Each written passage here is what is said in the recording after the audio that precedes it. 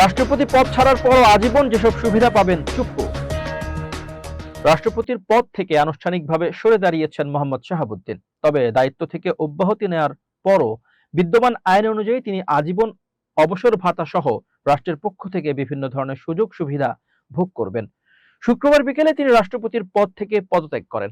পরে জাতীয় সংসদের স্পিকার হাফিজউদ্দিন আহমদ সংবাদ সম্মেলনের মাধ্যমে বিষয়টি আনুষ্ঠানিকভাবে নিশ্চিত করেন।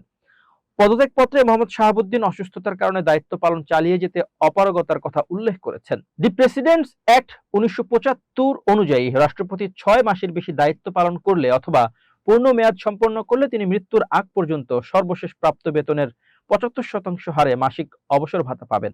এছাড়া সাবেক রাষ্ট্রপতি হিসেবে তিনি একজন ব্যক্তিগত সহকারী ও একজন অ্যাটেন্ডেন্টের সেবা পাবেন।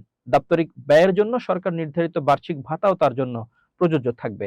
সরকারি অনুষ্ঠানে অংশগ্রহণের ক্ষেত্রে তিনি বিনামূল্যে সরকারি যানবাহন ব্যবহারের সুযোগ পাবেন। পাশাপাশি তার বাসভবনে একটি সরকারি টেলিফোন সংযোগ এবং নির্ধারিত সীমার মধ্যে এর বিল সরকার বহন করবে।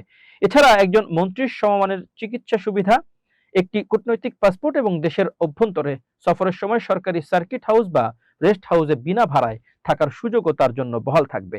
অবশ্য কোনো রাষ্ট্রপতি আগের সরকারে কোন পদে থেকে অবসর গ্রহণ করে থাকেন তার অভিপ্রায় অনুযায়ী যে কোনো একটির অবসর সুবিধা নিতে পারবেন। তিনি চাইলে রাষ্ট্রপতি হিসেবে অবসর সুবিধা গ্রহণ করতে পারবেন, আর ইচ্ছা করলে আগের চাকরিজীবী হিসেবে এই সুবিধা গ্রহণ করতে পারবেন।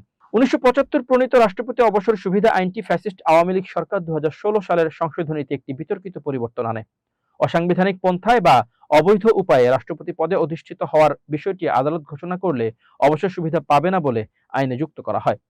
ফ্যাসিস্ট সরকারের আদালতে জিয়াউর রহমানের ক্ষমতা গ্রহণকে অবৈধ ঘোষণা করার বিষয়টিকে ইস্যু করে শহীদ রাষ্ট্রপতি জিয়াউর রহমানের পরিবারকে রাষ্ট্রপতির অবসর সুবিধা বঞ্চিত করতে আইনে নতুন এই বিধানটি যুক্ত করা হয়।